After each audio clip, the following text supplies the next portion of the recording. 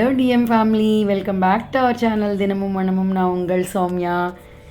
இந்த மாதிரி சுட சுட சாதத்தில் மோர் குழம்பு விட்டுண்டு இதுக்கு தொட்டுக்க சூப்பரான ஒரு பாவக்காய் கரம்பது சாப்பிட்டா எப்படி இருக்கும் ஒரு வாட்டி இமேஜின் பண்ணி பாருங்கள். இந்த கசப்பே இல்லாத பாவக்காய் ரெசிபி எங்கள் அம்மாவோடது. எங்கள் அம்மாவுக்கு ஒரு தேங்க்ஸ் சொல்லிவிட்டு இந்த பாவக்காய் கரம்பது எப்படி பண்ணுறதுன்ட்டு இப்போ நான் காட்ட போகிறேன். வாங்க நம்ம வீடியோக்குள்ளே போய் எப்படி பண்ணுறதுன்னு பார்க்கலாம். அதுக்கு முதல்ல நம்மளுக்கு தேவையான அளவுக்கு பாவக்காய் எடுத்துட்டு கட் பண்ணிக்கிறது எப்படி வேணால் கட் பண்ணிக்கலாம். நான் ரவுண்டாக கட் பண்ணியிருக்கேன்.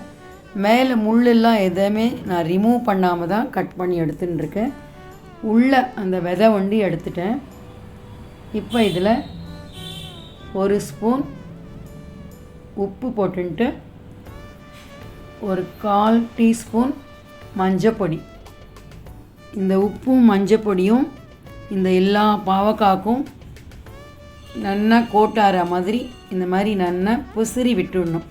புசிறி விட்டுட்டு ஒரு 10 நிமிஷம் இதை அப்படியே வச்சுடலாம். அதுக்கப்புறம் நம்ம இதுக்கு தேவையானது பொடிக்கு வறுத்துக்கிறதெல்லாம் வறுத்துக்கலாம். ஒரு 1/4 மூடி கொப்பரை சேர்த்துருக்கேன். இந்த கொப்பரை நல்லா ஒரு 70% வறுபட்ட உடனே இதில் நம்ம அடுத்தது நான் வெள்ளை எள்ளு சேர்க்குறேன்.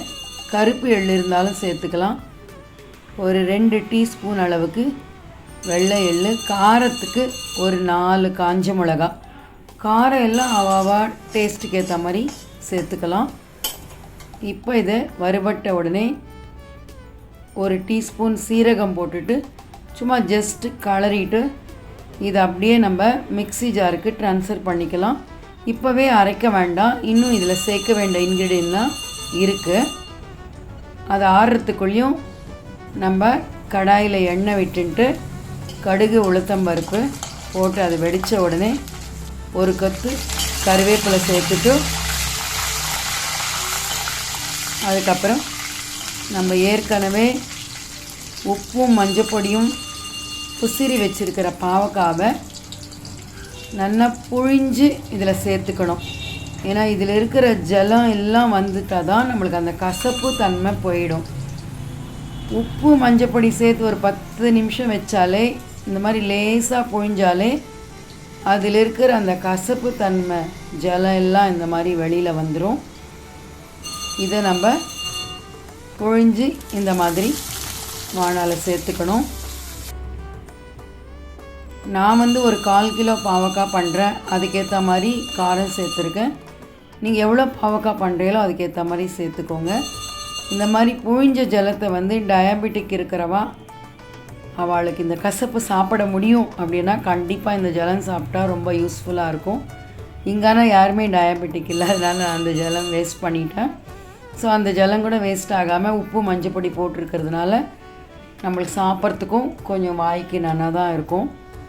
இந்த மாதிரி ஒரு வாட்டி கலரி விட்டுட்டு நம்ம ஃபுல் சிம்மில் வச்சுட்டு மூடி போட்டு விட்டோன்னா அது பாட்டுக்கு அது வெந்துட்டுருக்கும். அதுக்குள்ளே இது நல்லா ஆறி எடுத்து ஏற்கனவே அதில் புசுறதுக்கு உப்பு போட்டிருக்கிறதுனால இதில் கொஞ்சமாக உப்பு சேர்த்துன்ட்டு ஒரு சின்ன வெள்ளைக்கட்டி போட்டுட்டு இதை ஃபைன் பவுடராக நம்ம அரைச்சி எடுத்துக்கலாம். இப்போ பார்த்தேன்னா நம்ம மூடி வச்சோம் இல்லையா, ஒரு 5 நிமிஷம் கழித்து மூடி திறந்து பார்த்தோன்னா நம்மளுக்கு நல்லா அந்த பாவக்காய் நல்லா சாஃப்டாக நல்லா ரோஸ்டாகவும் வெந்து இருக்குது. கலர் சேஞ்ச் ஆகிறது நம்மளுக்கு நல்லாவே தெரியும். இப்போ என்ன பண்ணலான்னா நம்ம பார்த்தேன்னா உங்களுக்கு தெரியும், அங்கங்கே கொஞ்சம் ப்ரௌனாக இருக்குது. வீடியோவில் அவ்வளோவா தெரியல, நேரில் பார்க்கும்போது தெரியுது.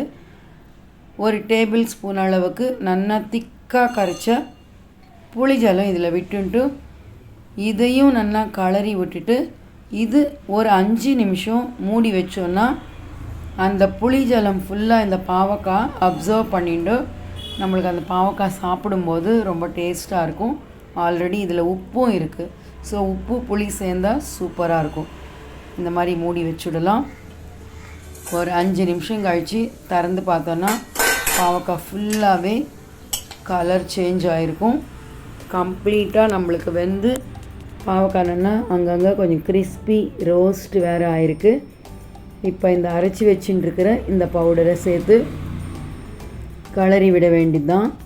இந்த பவுடரில் வந்து அந்த கொப்பரையோட அந்த டேஸ்ட்டு, சீரகத்தோட ஃப்ளேவர் சூப்பராக இருக்கும் நம்மளுக்கு. யூஸ்வலாக ஆந்திராவில் வந்து ஜீலக்கரை காரம் அப்படின்னு போடுவான்.